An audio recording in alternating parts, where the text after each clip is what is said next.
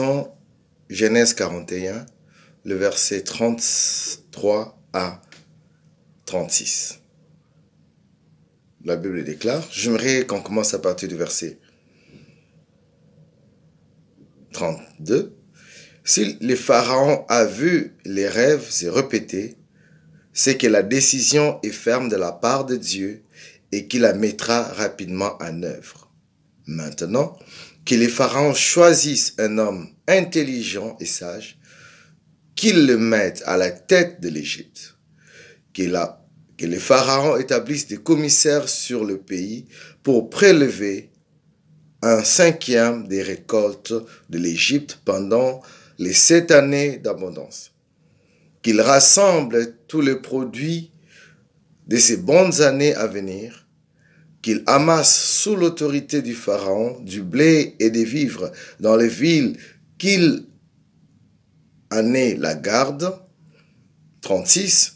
Ces provisions formeront une réserve pour le pays pour les 7 années de famine qui frapperont l'Égypte, afin que le pays ne soit pas détruit par la famine. Joseph est un esclave juif en Égypte. Mais cet homme de Joseph, c'est lui que Dieu utilise en Égypte pour expliquer la situation, ou j'aimerais dire, pour donner à Pharaon la stratégie à mettre en place afin que les pays ne soient pas détruits. Cette stratégie, en fait, n'est pas révélée par Joseph, mais c'est Dieu qui révèle à Pharaon. Mais Pharaon n'a pas l'intelligence, la sagesse pour comprendre les messages d'avertissement du Seigneur.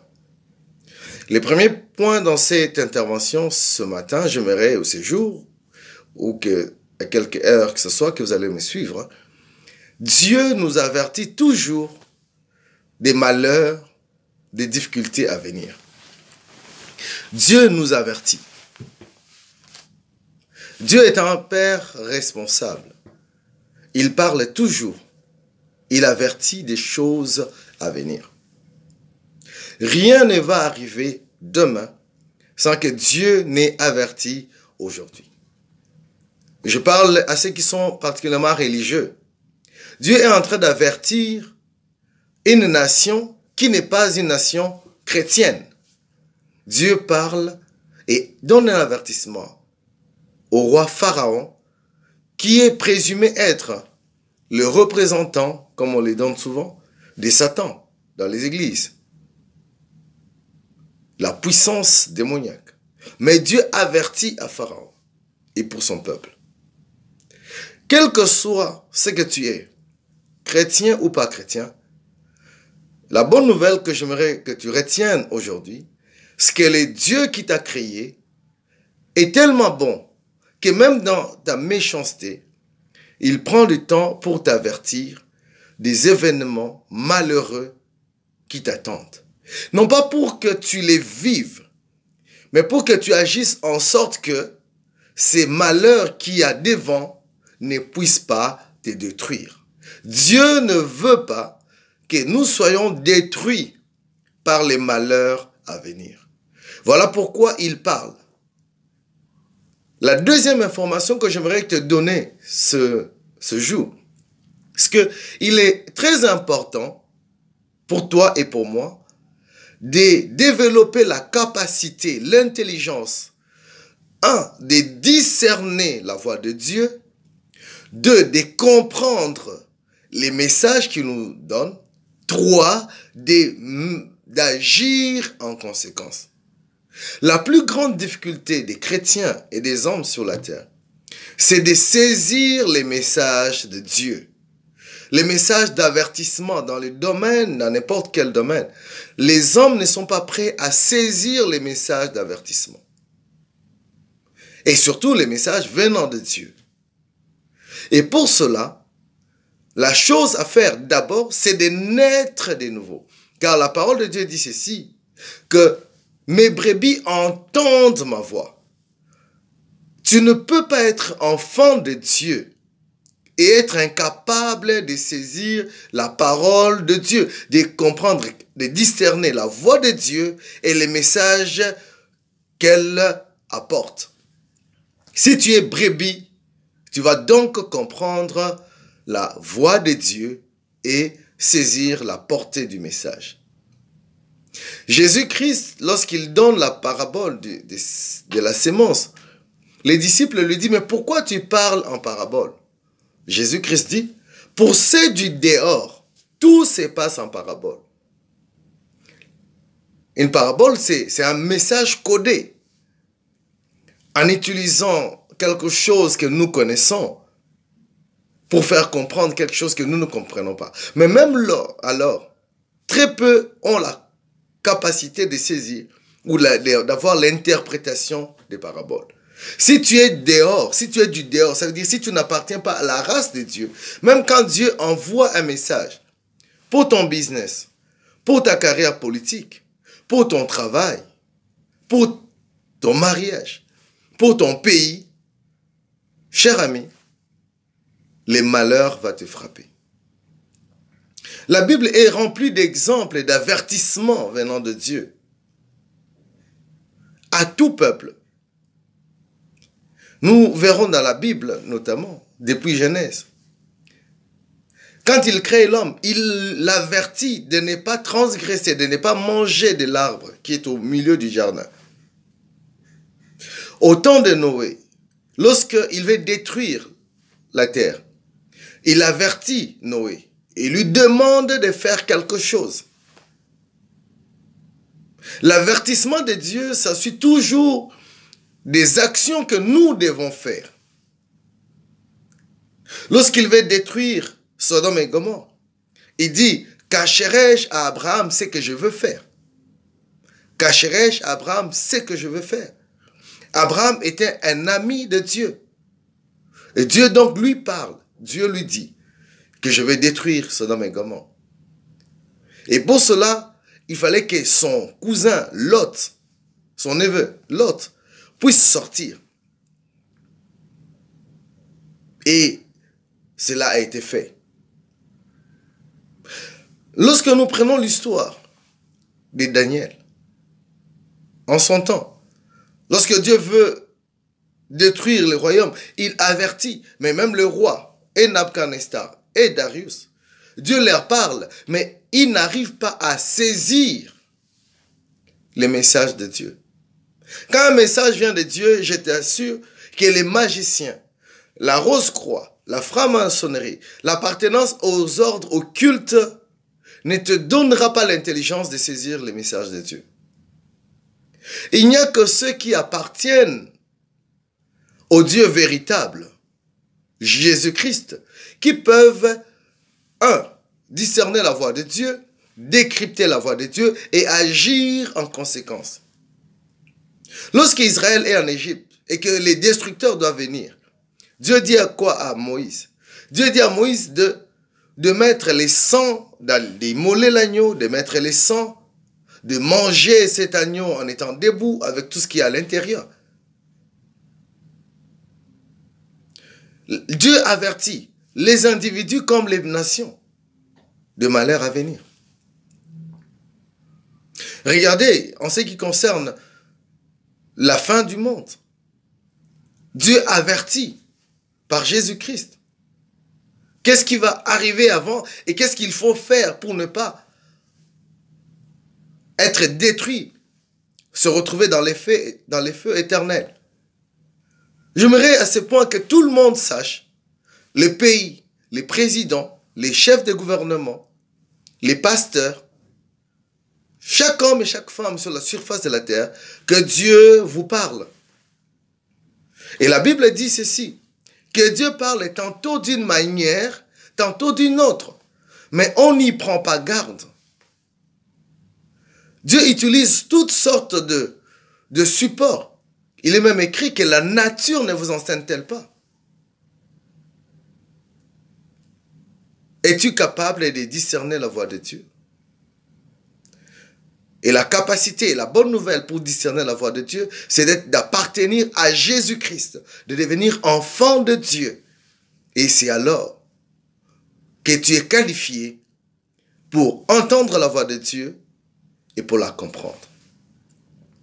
Mais qu'est-ce qu'il y a de particulier? Il y en a beaucoup qui sont enfants de Dieu, mais qui n'arrivent pas à interpréter. Voilà pourquoi Paul prie en disant, je prie pour que le Dieu Tout-Puissant vous donne un esprit de révélation, qu'il ouvre l'esprit, les yeux de votre intelligence.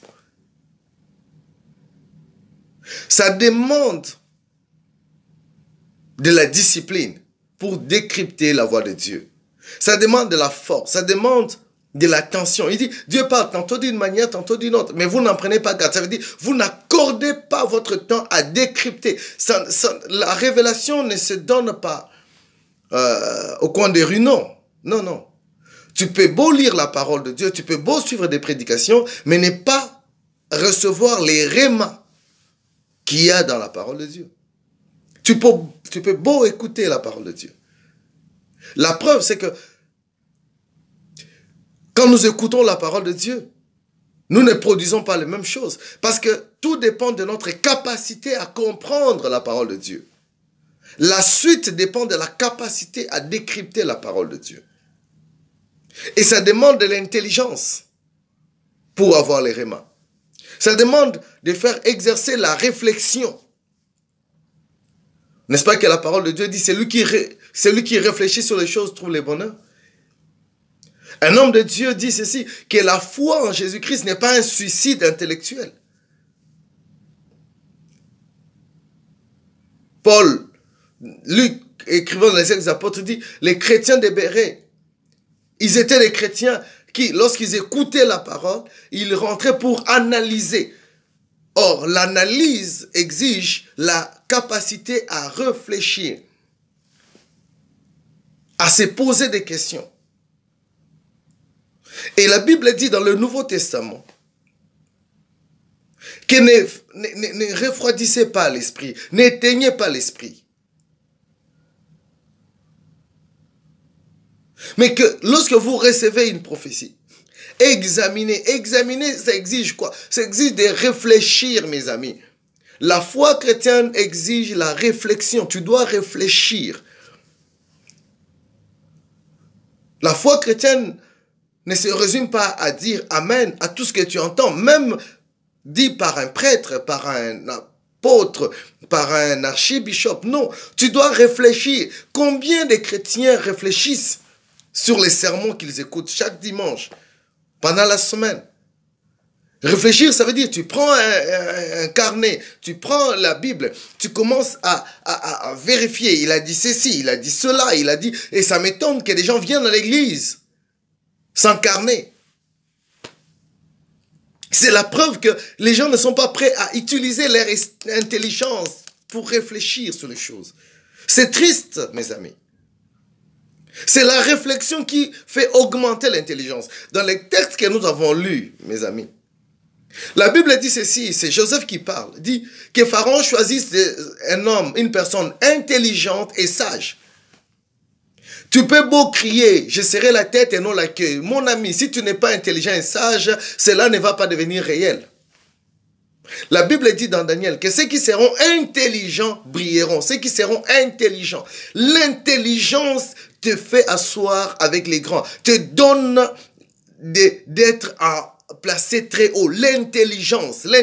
Cher chrétien, l'intelligence. L'intelligence dans les affaires politiques, dans les affaires économiques, sociales, dans les domaines d'investissement, dans les domaines de la paix des nations, de développement des nations. L'intelligence dans le domaine ecclésiastique.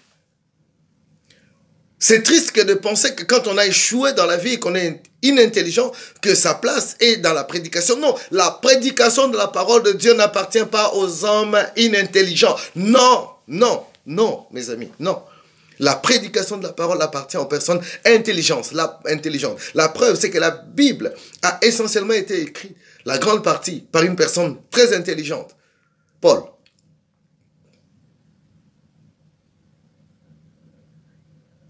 Joseph dit qu'on choisisse une personne intelligente.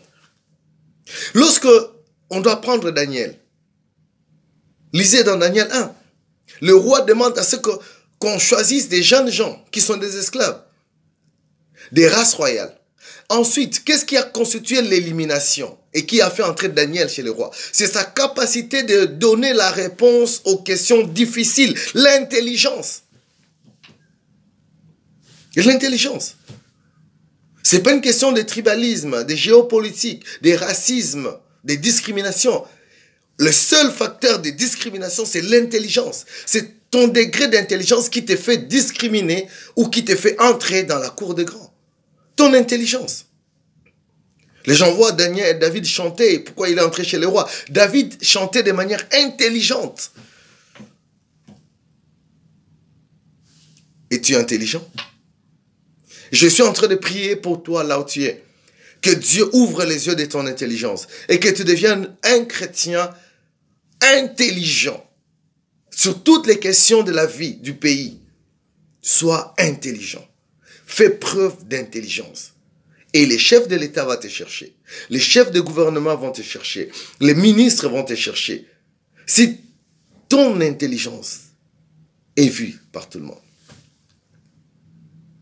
D'ailleurs, c'est quoi l'intelligence? L'intelligence, ce n'est pas l'effet d'avoir un diplôme, un PhD, un doctorat, un diplôme de docteur, un diplôme de spécialisation, un diplôme de licence. Non, ce n'est pas une question de diplôme. Je ne parle pas encore de ça. C'est important d'aller aux études. C'est très important d'étudier. Mais l'intelligence dont je parle, c'est la capacité d'établir les liens, de comprendre les liens de cause à effet et d'agir en conséquence. Non, pas seulement de comprendre, mais d'agir en conséquence. Un homme intelligent et sage, c'est une personne qui sait que pour avoir une récolte de maïs, la farine de maïs, je dois planter, je dois ensemencer des grains de maïs et veiller à l'entretien du champ, acheter ou louer des personnes qui doivent récolter, avoir des machines qui vont broyer ces maïs, des sacs ou des conteneurs pour les placer. Si tu le sais, c'est une bonne chose. Mais la sagesse, c'est de le mettre en pratique au bon moment. La loi de cause à effet et l'application de cette cause, de cette loi. Dieu avertit, c'est ce que j'étais en train de dire. Mais qu'est-ce que nous faisons? Au temps de Noé, les gens se moquaient de lui. Et ils sont morts. Lorsque nous n'écoutons pas l'avertissement et lorsque nous n'agissons pas en conséquence, nous serons détruits. Or, ce n'est pas le vœu de Dieu que tu sois détruit. Ni par les feux éternels, ni par les crises économiques, ni par les crises sociales. Le vœu de Dieu est que tu puisses écouter son message, agir en conséquence. Vous connaissez l'histoire des Rahab. Lorsque Israël doit prendre la ville de Jéricho, Dieu avertit. Les disciples, ou plutôt les apôtres, les émissaires lui disent, reste dans ta maison et ceux qui sont à toi, mets un ruban sur le balcon. Ceux qui seront avec toi ne seront pas détruits, mais ceux qui seront en dehors seront détruits. C'est ce qui est arrivé. Dieu te dit de faire quelque chose par rapport à la destruction qui vient. Est-ce que tu le fais? Est-ce que tu l'écoutes d'abord? Dieu avertit. Comment es-tu prêt à écouter Dieu? Les avertissements de Dieu. Ensuite, après l'avertissement et l'action, c'est de savoir comment est-ce qu'on peut expliquer la parole du Seigneur. Ça, nous en parlerons prochainement. Que Dieu vous bénisse.